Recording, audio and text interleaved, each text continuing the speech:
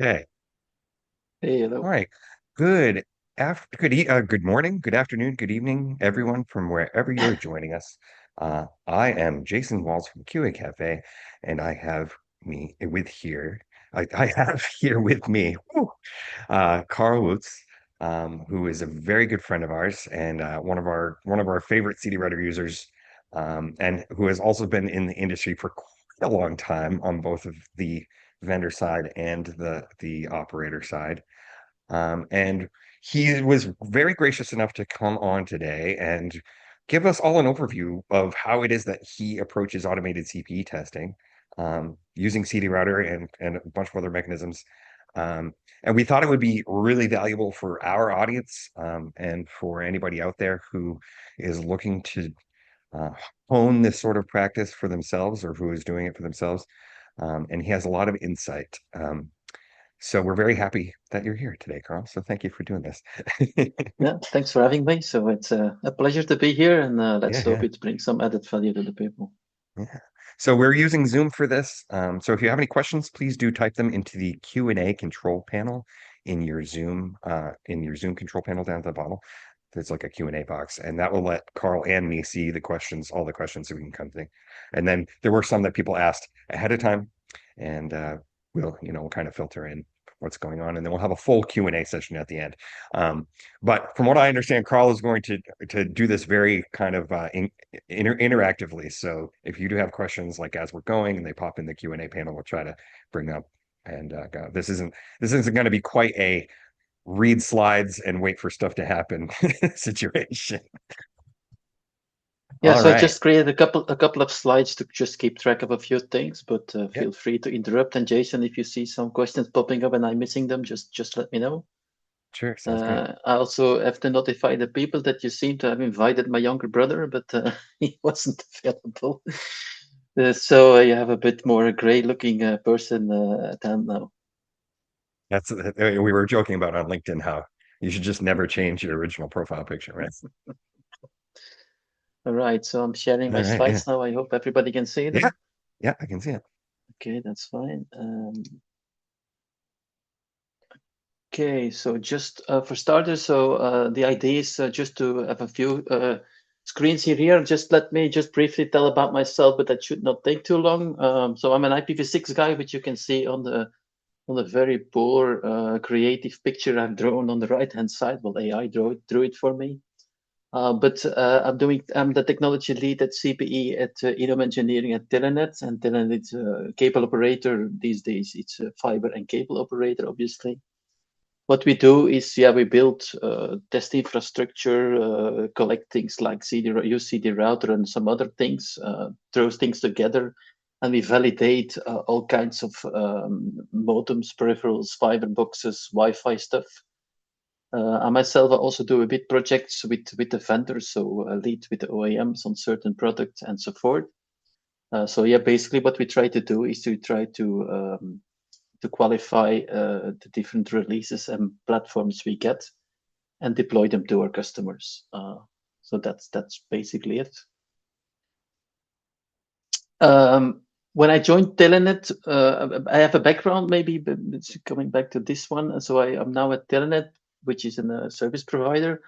But before I was at Technicolor, which is a vendor of CPE devices, and I think it's good to have the view from both ends because I know some struggles they might struggle with, and see them now from the other side of the table. So also use that when came to Telenet. So the first thing I've basically changed there was that they did sort of a tennis testing, maybe it should be padel testing these days or pickleball testing, which is more popular than tennis these days. But basically, what was done is they were using ATPs and then test one by one some instructions on some command line interface or whatever, and get some things checked. It could be very simple things like ping from A to B or ping the modem or whatever.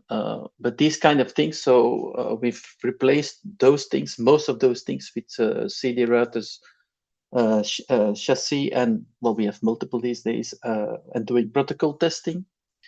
But it took a lot of time that those things. So what I did in the automation is also increase the test coverage. It's a different approach, but you do a lot more, of course, on a machine versus a single person executing commands one by one, over and over, because you might have multiple software drops over time. So we also went from a single chassis to multiple chassis for multiple reasons. We have multiple platforms. We also want to see a bit of diverse usage of different interfaces. The older chassis had older Wi-Fi interfaces, for instance. The newer chassis have newer ones. So we try to combine things on different platforms. I think when we look back to when we started at Telenet, which is around 9 years ago, I believe, the hardest part was the first setup of the device, because what is key, in my opinion, is that you use exactly the same backend systems as you use in production. And that's something where a vendor will struggle with, because they might not have the exact machine, or they might not have the exact configuration. So they have to try to mimic, for instance, a CMTS with a smaller CMTS, because it's quite expensive equipment. While we're real plugging in our own CMTSs, but that's at the same time was also the biggest challenge. Because you cannot just bridge a port on the CMTS because it's shared medium, and then you bridge a bit too much. So we have figured out a way of plugging in a CDRouter chassis into a CMTS, overcoming the bridge stuff, and overcoming also that the CDRouter is Ethernet interfaces and wireless interfaces, but obviously no coax interfaces. So what we did there, basically we built a sort of a VPN in between the CDRouter chassis and the CMTS, and sort of put in an extra hop to make sure that all the tests could run against a real CMTS with the same configuration as we use in production. So stay as close as possible to the reality. So in a what I see here as the biggest difference versus the vendor, which I was doing before, where you basically run tests, nightly builds or whatever, but against a more standardized backend system, whether it's a DSLAM for DSL or a CMTS or an OLT, doesn't matter. But you try to be as generic as possible, because you have multiple customers with multiple chassis, multiple versions, multiple configurations. So these things are a bit, I think, in my opinion, the hardest ones to cover. What do we validate? Well, we are a cable company and a fiber company, so we operate an HFC network. So we have fiber and coax, and we basically have all kind of boxes against that. So we have modems on the coax side and fiber boxes on the fiber side. We also do peripherals, so we do managed Wi-Fi. So we deploy Wi-Fi devices to the customers who want to use the ones from Telenet, and we also validate those things. We have a big focus on IPv6, not only because it's one of my favorite topics, but also because it's being used more than ever before in our access network.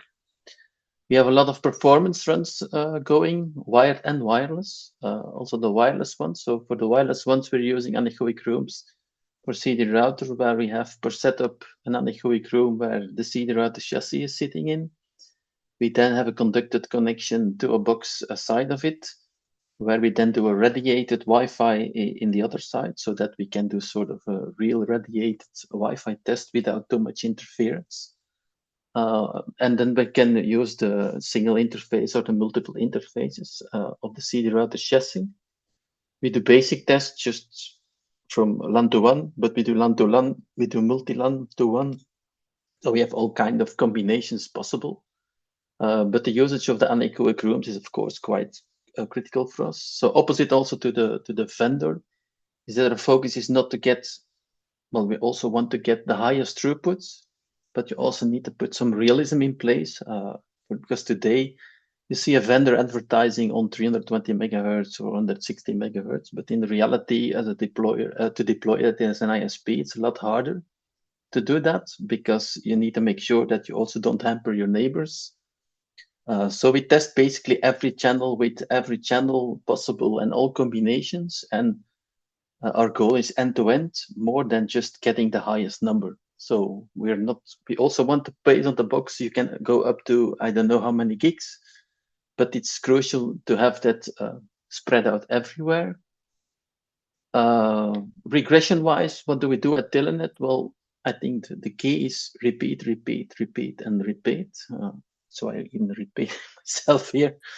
But the goal is to do as many times the same thing over and over with different releases from your modem, for instance, and keep getting the same pass result as you had before. You do that for basic stuff. Just say you want DHCP to work for a very basic component. But you also do that for more advanced stuff if you want to check on, I don't know, fragmentations, HTTP stuff, whatever you want to try. So you want to do that for both smaller and bigger packages. Wi-Fi remains, in my opinion, the most important component, because the Wi-Fi today for a lot of end customers is the internet, basically. If they say my Wi-Fi is not working, but they could also say the internet is not working because of the Wi-Fi. But of course, there are a lot of factors involved. So what we do for Wi-Fi is to get as deep as possible in an automated way. We have next to the CDRouter also other systems looking at other aspects of the performance, but Wi-Fi performance is one of the crucial things being done all the time. We also saw that in some occasions, large versus small packets make a difference. What I mean with that is in CDRouter, you define packages for test runs. And you can say, I do a package for DHCP and I do one for DNS and I do one for whatever. But sometimes it's also good to combine all of them together in one big package and make the longer run, where we saw from time to time that it could give problems that, I don't know, a daemon dropped or whatever, or crashed even, doing more extensive things. So it's the importance there is combine as much as you can, but repeat over and over. What we also saw, for instance, is the change of order is an important one. You have an option there to adjust your package and shuffle it, which can give you different results in the pass rate than if you don't do that. So we have a package, for instance, doing everything nicely in order. You do first client, then server, then DNS, then HTTP applications. But we also shuffle those and do them randomly through each other, which is also crucial because it can give you different results. It can also help you finding issues if you, for instance, do them and it's taking too long for something that you time out or whatever. Oops, sorry. So if I summarize the key topics, I would say that the protocol testing is a part where you do everything related to IPv4 and IPv6. We never do only one of the two. We always do both of them on every system we have, on every device we have. Performance is crucial, both wired, wireless and wired. Also wired, because if you see that the wires is not good, well, then most likely the wireless one will also fail at some point in time. We have also a specific setup made. It's not a test from CDRouter, but one we made ourselves. It's an upgrade downgrade test. Because for an ISP, it's crucial that you can reach your device via tier 69 or whatever other means. So what we there do is a first test always with a new release comes in, that we loop an upgrade downgrade test run, which is continuously upgrading and downgrading the device multiple times, like 10 or 20, just to make sure that you can always go back to the previous situation to downgrade in case something happens, because you might not always see it in the very beginning. So that's also a crucial one. As I've already said, repeating a test is crucial. So you need to repeat over and over and over and over again to find your regression runs, to find your consistency. And Wi-Fi is the most critical component. I think this slide summarizes all the testing, what all the testing is about. What did I add here? Well, I could not resist to add a slide on IPv6. I started my journey quite some time ago. It must be around 2008. And I think back then I even helped a bit the QR Cafe people creating IPv6 test packages. It doesn't come all in one go, obviously. And importance there is that you build some knowledge in your teams for that. Because a very simple example is the M flag, which I've indicated on the slide. So initially, the idea of the IPv6 RFCs was that if the mFlag was sent by your router that your client had to follow, that he needed to do a stateful request to get an IP address. Basically, it means that if you got an mFlag on your host, then your host must do DHCP-v6 to get an IP address. Well, that's the first problem there was that Android does not have DHCP-v6 on their devices. It's changing a bit these days, but it was not there. So how can you enforce a client which doesn't have the protocol on its device? So sort of the reality learned that no matter the mFlag, the host will do something. And you can then be very stubborn and say, well, if I send the mFlag and he doesn't follow, he doesn't get anything. That's a possibility. But of course, then you have no IPv6 connectivity at all. So I don't think you win a lot. So in the end, the mFlag importance sort of dropped a bit. It still exists, it's still there. But in the end, as a server side, so as your DHCP or v6 DHCP server, you need to follow whatever you get. And what we saw also on like Microsoft clients, for instance, that they send both a stateless and a stateful request, and you get multiple IPs on the device, which is perfectly fine in IPv6. So it's also crucial, I think, not just testing QACFE's CDRouter packages, but also get to know the reasoning behind it, the protocols behind it, because just executing the tests blindly, I don't think that will ever work. So we have different people in our team. Everybody has his own specialty. Somebody's more wireless focused, others other things, but it's crucial that you try to learn what's behind the thing to better understand that. I think there are some good things in the pickups and the logs, what you can follow, but you have no clue what's happening. I think it all starts a bit before that. And yeah, try to learn a few things on. You don't need to know all the nifty details, but well, the more you know, the more you can guide and steer the things, of course. So it's just not testing, but try to get a bit behind the scenes and see what happens. What IPv6 is concerned, we have IPv6 only interfaces. We still sometimes surprise CDRouter people with requests that something is not working because we have a multi-interface stuff, which requires a different thing on IPv6 side or an IPv6 only interface for voice or whatever. It's there today. It is there to stay. We'll see where it evolves to, but yeah, it's crucial that you always do both. Even if you don't enable v6 in your network, your host might still have it disabled with link global addresses. So you also need to make sure that you're protected to it, that your firewall check it, and so forth. Well, then with regards to integration, what happens if a regression fails? Well, it's fairly simple. If the regression is the first step we're doing when we get new software for devices, and if it fails, we do not deploy. There is nothing complex about that. We just don't move on. It's very simple. Of course, not every failure is the same failure. It depends. If your DHCP fails, you don't have to think very hard, I think, to stop the deployment. If a smaller thing fails, then it will depend, do you deploy that really? Because we also test things we don't deploy, which are, of course, of lower importance. What we basically do there is we categorize our pass failures in like 4 categories. You have a prio, sort of prio thing. And we do not allow to have prio 1 failures to move on to the next stage.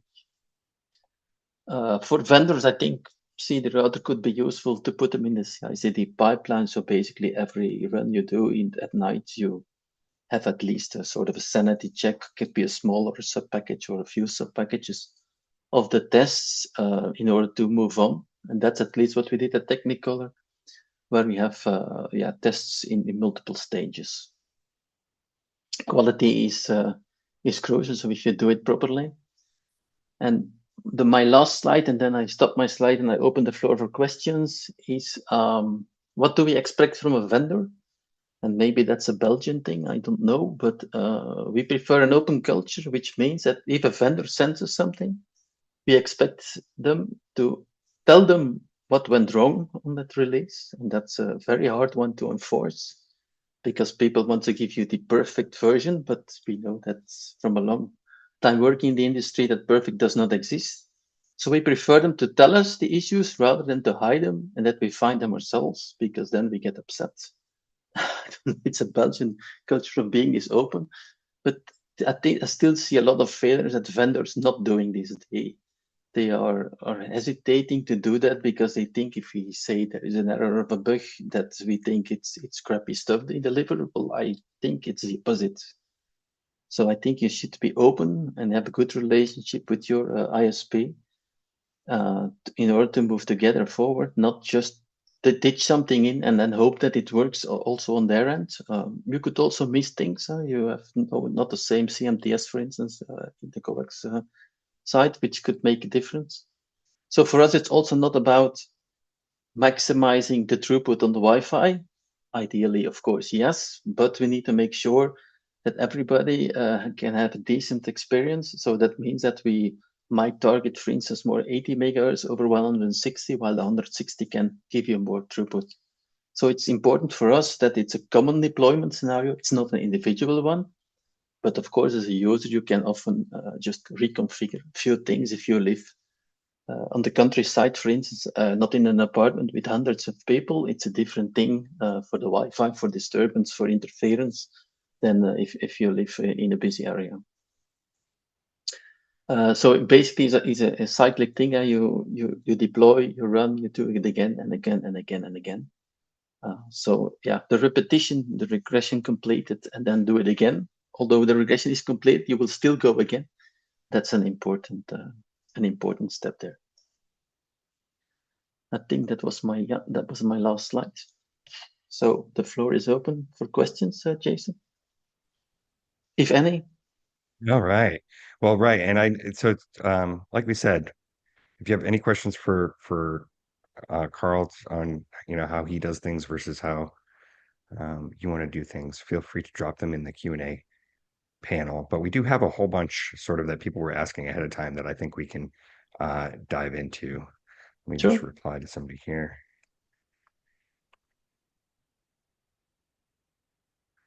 All right.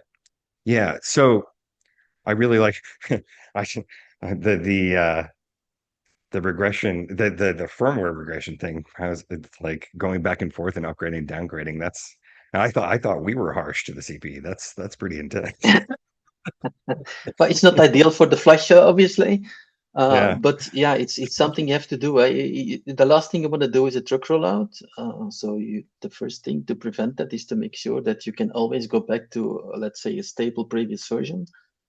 So that's why we have these things running, and we have built sort of a portal around the CDRouter launcher that we can launch these things and select a couple of software versions and then go back and forth and back and forth continuously multiple times to make sure that that works. All right. All right. We had a pretty in-depth one just come in. If you can see, can you see the Q&A box? Yes, yes. Yeah, yeah. Talking about which features specifically on Wi-Fi 7 and stuff like that. Yeah, I see a few. So the first question is, how long does it take to qualify a new firmware build? I think it's roughly 4 or 5 days if we run it on a single CDRouter chassis. We have multiple chassis, so sometimes we spread the load between multiple chassis. It depends a bit, but the basic regression, it's normally 4 or 5 days. And that includes all protocol testing, a lot of performance testing, and a lot of variation. We also do a lot of channel testing. So although in 2.4 you only use channel 1, 6, and 11, we also test the other channels, 2, 3, 4, 5, and so forth, just to have a view on what happens. We will not deploy it, but we still want to know what it works. So that's also part of a regression run. But let's say 4 or 5 days typically for a full regression. If we want to do a really short one, we can do it in like 2 days. It depends a bit. I'm always trying also to push my vendor to supply us the new firmware on a Friday, because that means that I can use the weekends to launch on Friday. Monday I can see the results, which saves you a lot of time because the machine is just running your tests.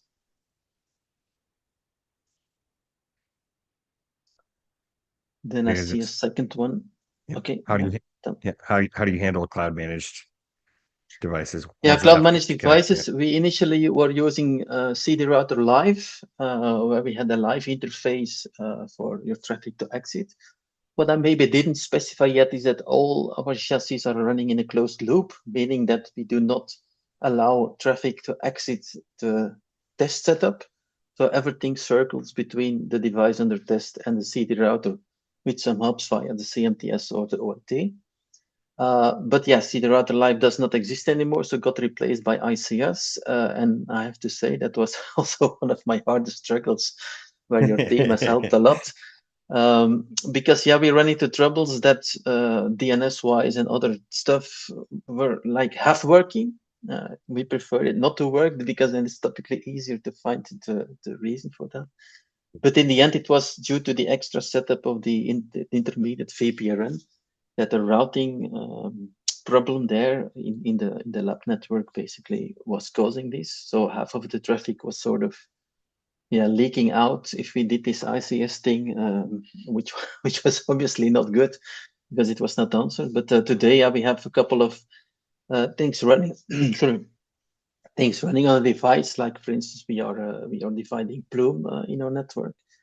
Plume runs on a cloud controller. So if you have no cloud access, you cannot test the Plume side of things. But we do that through the ICS interface. Here's So yeah, there's a that good. just works. The next question is sort of an omnibus of many questions. Okay.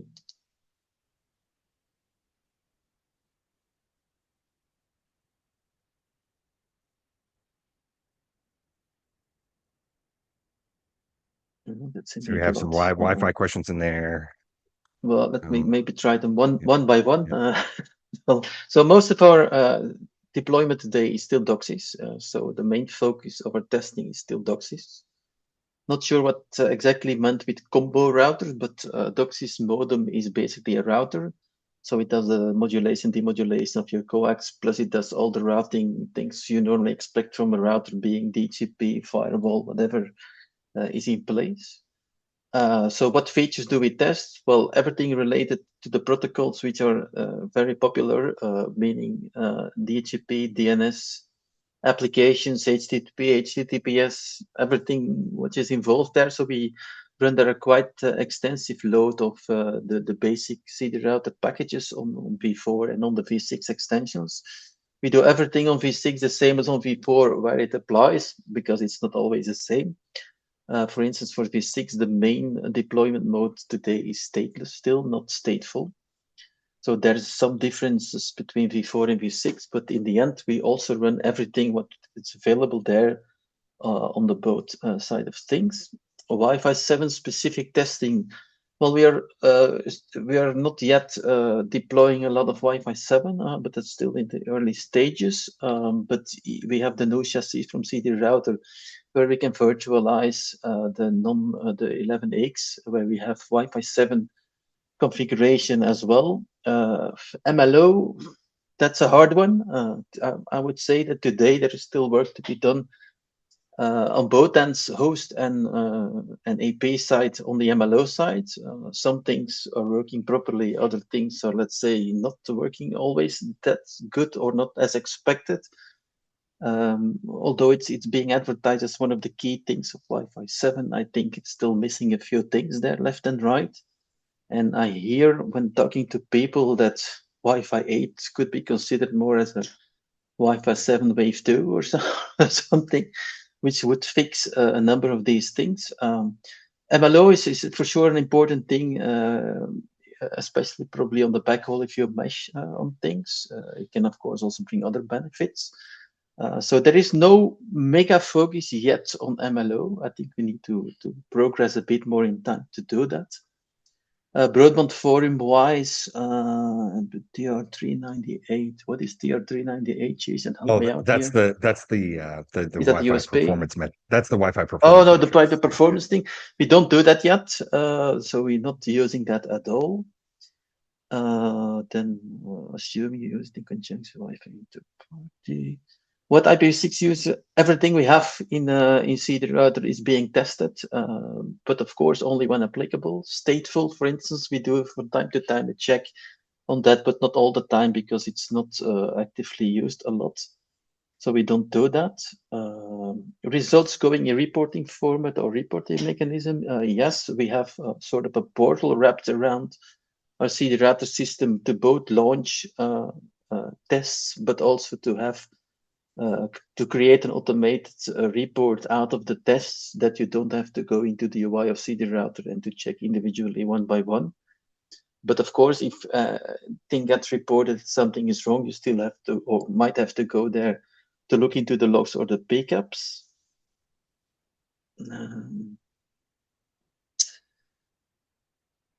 Yeah, configuration UI or things disappeared. We run the same regression over and over. From time to time, we step up our packages because there might be new ones delivered in a new release. But overall, we don't change a lot. UI menus, well, we have no UI. So UI is an easy one for us. We do a cloud UI. But our cloud UI is basically running tier 69 or SNMP on the older legacy devices. So for us, it is an SNMP or a tier 69 test, not a UI test. Test templates. What are CDRouter test templates? Jason, can you help me out on that one? I think he might be referring to like the test lists, sort of like because we have a number of test lists that are Oh, the top 100 pre-made, and things like like the top that. 100, the RDK Yeah. one. There's a couple other ones. Yeah, we don't do those typically. We have compiled so many of our own that we are not looking at those. But what I sometimes do if we have a new device coming in, that I sort of ditch all tests to it as a first run. So just basically, well, the top 100 as well, but also the old tests, and then just see what happens on it. That we can also do that because we have multiple chassis, so we can, let's say, park one and let it run for a lot of hours. Because a typical, for instance, IPv6 test runs takes, I think, around 12 to 14 hours. So it's not a small test. But it's very complete, so it's okay to spend this kind of time to that, and a part of it, of course, runs overnight. But the template as such, we don't use a lot. What CPE features are essential? Well, I think Wi-Fi is the crucial one. Of course, all the protocols are key. If your DHCP is not working, both V4 and V6, not much will happen. But these things are crucial, so your basic protocols. But for me, Wi-Fi, I think it's the most important component. I think that was it for that very long question. Yes, thank you. There. Thank you for that, whoever that was. How many times you run upgrade downgrade in a single run? What is the issue? What is the usual issue that could happen during this run? We have normally the default run up and downgrade is 10 runs, so that means 10 times up and 10 times down. So that's, yeah, let's say 20 flushes. What can go wrong? Simple, that a certain version fails to roll back to an older version, and that can come from many things. That can come from a changed parameter somewhere. So there can be many things, or it taking too long to flash and you get a timeout value. So this is this kind of things we would like to catch running this test. But 10 is normally 10 up and 10 down. We normally consider the release as being okay. And we typically also do that between the current version and the previous version. But sometimes there are intermediate versions. So we sometimes run this multiple times in multiple combinations, new versus another older version on the device. Then I see a question package, but Yeah, no, it's the next one. But I think you kind of answered that okay. before because I was talking about Yeah, we make our own packages, but list. not many of them. But the upgrade downgrade, I think, is a crucial one. One thing I've also told once, I think, to Matt or I don't know what somebody else from your team, that what we also find crucial is we time the time until it's remotely manageable. So SNMP or tier 69 to detect that the boot time is not increasing versus the previous release. It's maybe something you could live suggestion here, Jason. That's maybe one you can build in your system because yeah, the boot time is a crucial thing. And yeah, a No, that's a typical great trend is metric. that it Yeah. goes up, eh? Yeah. It goes Because up. It's that's what very you would want simple. to know in the field, right? Is how long before it. That's what you want to know, because also it's costing you money also to your technicians. If you send a technician out and they may need to wait longer for something to happen, it's, well, of course, not on one individual device. That the 10 seconds will not make a difference. But yeah, if you do many, you do that. So we use a lot of standard packages, but from time to time we also use something of our own. We have basically only, I think two, we also have the Cloud UI. The Cloud UI is basically TR69 SNMP commands, but we have built a package around that. We also do, for instance, an extensive port map adding package. Port map is something you can do via the Cloud AI, Cloud UI, but yeah, we try to do a lot of port maps there just to see that it's working. In both, again, here in both V4 and V6, of course, in V6 it's not a port map but a firewall pinhole, but it's a similar approach there. So Oh, that's those are actually the a special great ones. question. That's a great question I have then. Do you make use of the scenario test cases at all? The tier No, 69 USP scenarios? Because that no, is one way that we have sort of built in to do a little bit about what you're saying, right? So right, kind of is like it's it's a way to use tier 69 or USP to right. do specific things to the CPE and make sure that No, it we just created a specific one because our Cloud UI has not a lot of configuration possibilities, and we just want to right, make sure that the ones which are covered are covered. But that's right. a super short one. Uh, let's, let's skip down. There's a couple of these are repeats. Do you conduct interop testing and how do you approach it? Yeah, interop against what? We're an Yeah. ISP, so we have our own CMTS and our OLT. So our interop testing is basically against our own equipment. People are free to use their own modem or fiber box in Belgium. So you can bring your own device. But it needs to fulfill a couple of prerequisites to do that. But yeah, those things we don't test because that's not our device, and you cannot test them all, obviously. So interoperability testing is not really a thing basically, because we have both the device under test and the CMTS or OLT side to answer to the DUTs.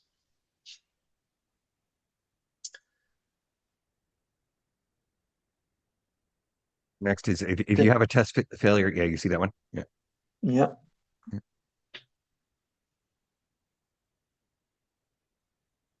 Yeah, that's one of the harder questions. I said openness on vendor delivering things is a bit part of that. Do we share things with our vendors? Yes, they always claim they have tested it, but that's not always the case in reality. But yeah, we sometimes share things up to what we can share. Let them reproduce themselves. What we don't want is that the vendor has our exact test scenario and execute it before us. You could say that you can save yourself time. That's partially true. First of all, they don't have typically the complete setup as we have. And that's a difference. Plus, the fact that you would share that completely is also lowering your test coverage, because then you lower your number of tests. So we prefer them to do their tests and we do ours, which we feel are important. But if we have specific ones which we want to make sure that they want to do it, yeah, we tell them. But we also sometimes see that the vendor has, yeah, less, let's say, QA power than what we have. So, for instance, if they don't have the latest chassis, they might run behind a bit on Wi-Fi possibilities, just to name something. That's I think that's an important one. So you have your mechanism there to replace your older chassis with newer chassis. I think that's something everybody will try to take benefit from. Okay, it costs a bit of money, of course, to upgrade from A to B, but yeah, that's a good way to stick to the newer technologies without having to make too much effort, because time is also a cost.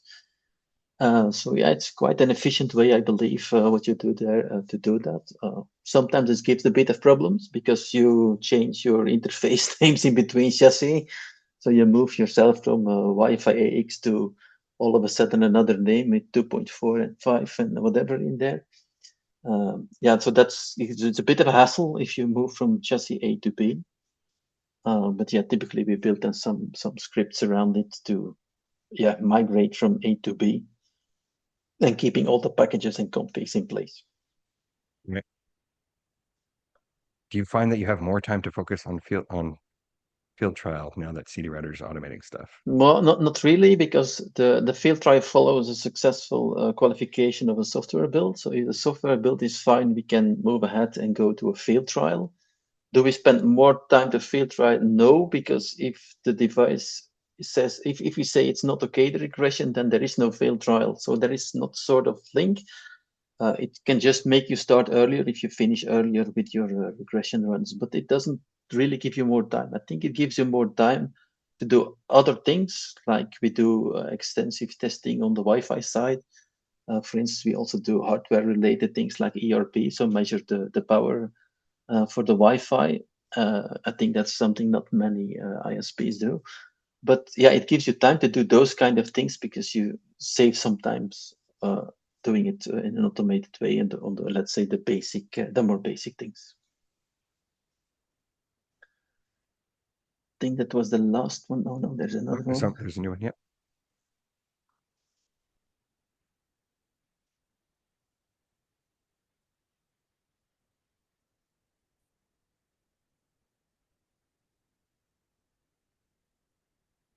Yeah, we don't have that. We do managed CPEs. So basically, our CPE is the router in the home. So that's or let's say most important deployment scenario. We do, however, have a possibility configuration-wise to configure your modem or your fiber box as a sort of a pass-through device. It's not really bridged, but it's getting close, where the device behind your device gets a V4 and a V6, the normal stuff.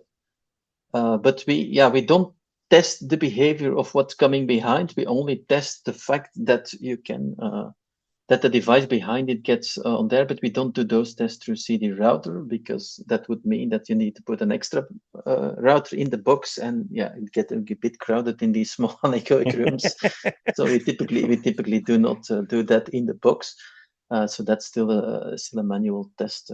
That's one where we save time for doing the other things in the boxes. Rotors all the way down. Yeah. Related to that field testing question, though, do you find that you're finding fewer field issues after having a solid automation test automation that's regularly running? Well, that's obvious. The big ones you get out of it pretty easy. The things you find in field versus your lab testing is that in field you have mass production, and especially in the shared medium, which coax and fiber are, because people tend to forget that also fiber is shared. Some things are coming from the sharing, from the noise, from whatever is there in the field. So you find typically other things than what you could find even in a CDRouter. For instance, if your noise level goes too high in the field, you might see some disturbances which you can try to mimic in a lab, but it remains a lab. So that mass usage, we have quite big nodes. That mass usage is something which could play some role. But so we don't see less issues, but we prevent the big issues to appear. Like you don't want really we have somebody without a DHCP, for instance. That's a very stupid example, but yeah, it's the basic of the basics. If that doesn't work or DNS doesn't work, well, you cannot do anything. And those things you will not reach. What you see in the performance side is the good thing you can see there is we can have a good indication of how good or bad the Wi-Fi performance is. Of course, again here in the real environment with disturbance, with interference, with whatever, it's slightly different, but it gives you a good indication of what you can do. We do also multi-client, so we virtualize the clients, and we can do up to I don't know, sometimes it's 19. That's, by the way, a weird number in virtualization, where you It's do because multiple clients. it's plus one. Yeah, but that's a good test just to give you an indication that the spread is okay, or that you don't see this weird big difference between client one and client two. So yeah, that gives you a good indication. Will it prevent all issues to happen? Well, of course not. You try to have as little as possible, but yeah, zero is not even possible. Some of the questions that we had Right. that came in before, All right. um, What about evaluating the CD router tests automatically? So like when you consume them, is that part of a Mhm. manual process for you, or are you like feeding it into another system? Yeah, it's a bit of a combination. So we do a sort of a sanity run, gets you a sort of an exit report, and the exit report shows you both protocol and performance. So you have, let's say, it's a PDF of 4 or 5 pages or something, which gives you a couple of graphs and overview of what went wrong. So that gives you a first good look. Of course, once you see something, you might still have to look into the logs or the pickups or whatever to see what happened. So it's a sort of a bit of a combination, but your first indication, we have built a report around it. That's your first thing, just to prevent that you need to check all the things. Sometimes you also just compare run A with the same run A from a previous release and just make the difference from before. We also have in our portal the possibility to compare two releases to each other. So you select in a portal CDRouter X with board A, and then you do the same board A, but then with the previous release, and you compare results where we then do, for instance, performance-wise, put the graphs next to each other in one graph, where you can then see immediately that one is better or worse than the other. So it's a bit of a combination. 100% automatic, no, That's actually great. So somebody just asked a question as I asked that of whether or really. not whether or not you use the Yeah, APIs for scripting. partially you do so.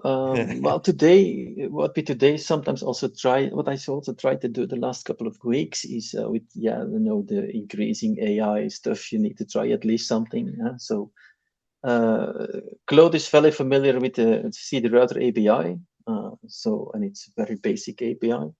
So you can pretty easily let him or her, it compare results from run A to run B and present it to you in a nice graph, get you the Python script for it or whatever script you want to, if you prefer another language to have, which give you in a very short effort, give you a good overview. It's still semi-manual because you need to ask what you want to have, but at least you don't have to do it yourself. And that works pretty good, in fact. Also, launching things you can do. We build a portal around it, but you could potentially also use it via that way. In the end, it also costs money, because people tend to think it's free, but but the tokens are going very fast. But it's a way to help you, especially visualize things.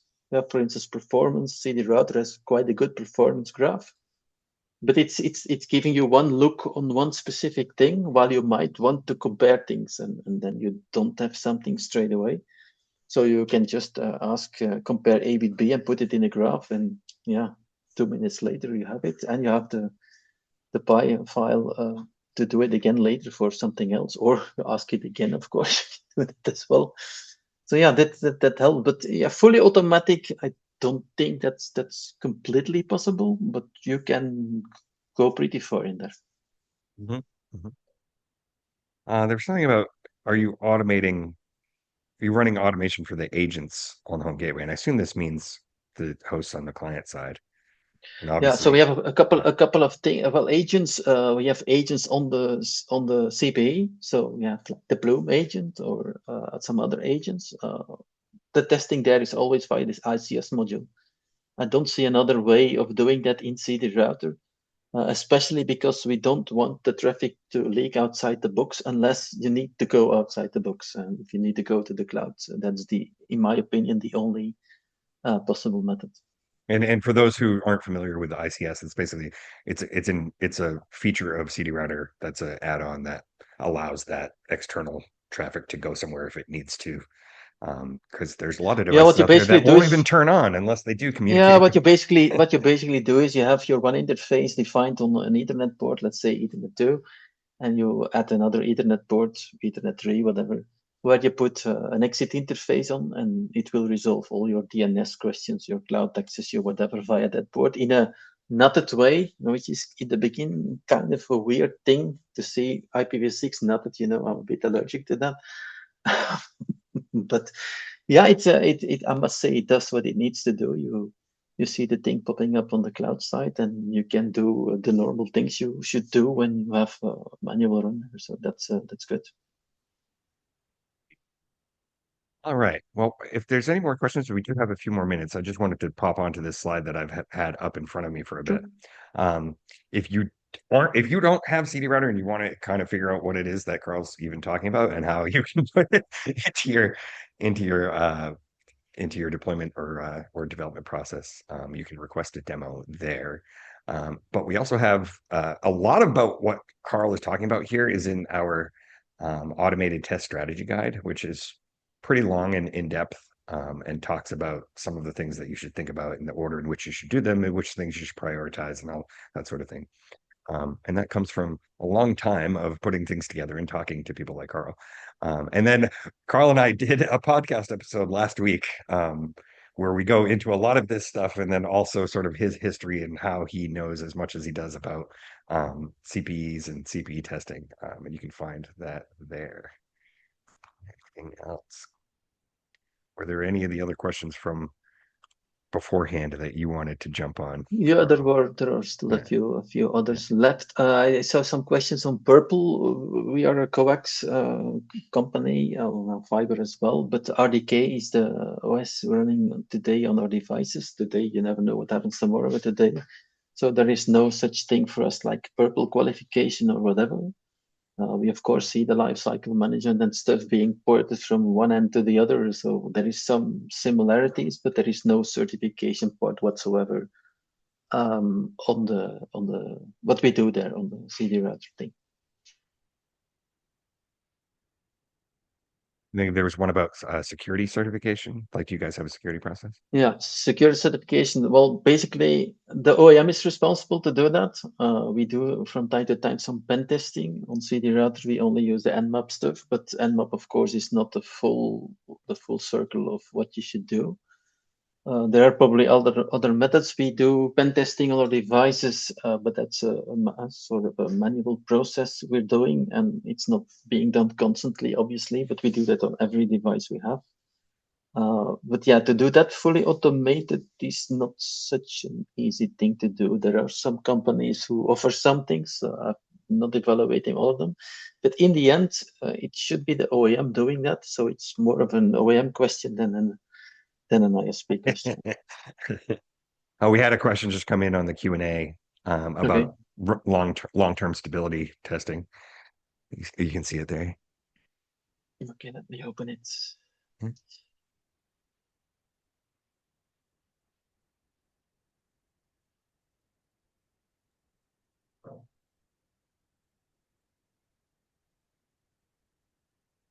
Yes, of course, we've seen that before, that there was a crash, or even it can even be as simple as if your device under test is as AP functionality, so it's your Wi-Fi AP, and it throws away your host for whatever reason. He says, "I'm de-authenticate or de-associate your host," then the test will fail. Those are pretty annoying ones because then also your CD router test will stop because in real life a device will probably try to connect again to the AP, but in CD router it will say fail. Do we have that? Yes, we've had that. That is also a good way to say that the OEM is not fiddling around with behind the scenes reboots or resets of your Ethernet driver or the Wi-Fi driver. Sometimes this means that you need to delay your test a bit, that you put the timeout in. It's not ideal, but as it's only coming in the beginning, it's fine. If it happens somewhere down the middle of a test, you have a 12-hour run, and after 6 hours, it throws away your hosts. Yeah, then you're in troubles. But yeah, then it's finding the root cause basically, because you cannot get around that one. I have to say it doesn't happen that often. We've seen it once or twice, but that basically ends with the fact that we refuse to use the software version provided to us, and we say, please, please try again. Of course, we flag the issue, what happened. Typically, we only see that in the beginning of the thing. They want to keep the boot time low from time to time, and they sacrifice a few things there. So to bring that's like a bit like a Windows machine. You think it's up, but you cannot do anything. It's a bit a similar thing. And that also happens on the CPE device where you think it's up, but it's not yet up, or it's resetting Ethernet or Wi-Fi or whatever a bit later. It's not good, but also there, that's one of the things I said. If you have a good relationship with your vendor, they tell you when it's up, and you don't have to find out. But it can always happen, and it's not an easy one to tackle because if somewhere in the middle, then you screw 6 hours of test time basically. It fails on you in the weekend, it will not start again. So you can only start it again on Monday unless you worked 7 out of 7, of course. You can also find it. But yeah, that's a bit annoying. But yeah, we then just go and look for the solution. We will probably retry the same package again and see if it happens again, or retry the same package on another CD router just to see that it keeps doing it. And if it's a consistent failure, then we just refuse to use the software version. We're pretty harsh in that. It's a bit binary. Yeah. It's go, no go, nothing in the middle. All right. Well, thank you, Carl, so much for doing this. This is just great. And like this is the kind of stuff that I know there's probably a lot of people out there that they'd wished they'd heard before they started trying to do their own automated system. So yeah, Yeah, I it go think this very is fast over the great. first part, but I think most of the things it's Yeah. you've started some basic things and you build up. You see it in my hairs that I'm doing this for a long time. Uh, so 20 years of CPE gives you gray hairs. Yeah. There's no way around it for me. It's like 20 years But in the of children, right? as well, yes, it can come from both maybe.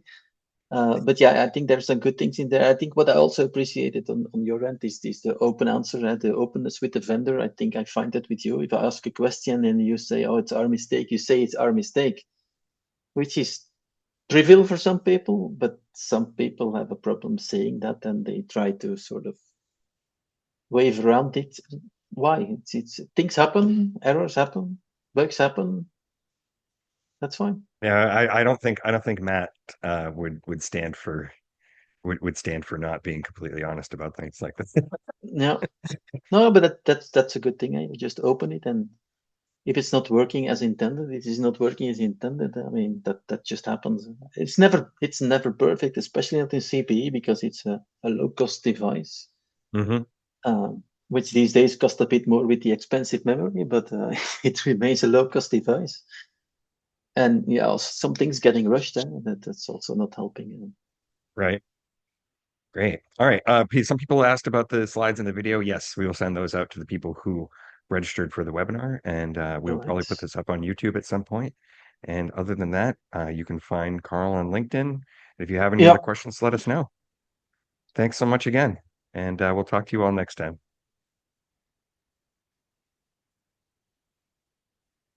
Thanks, Carl.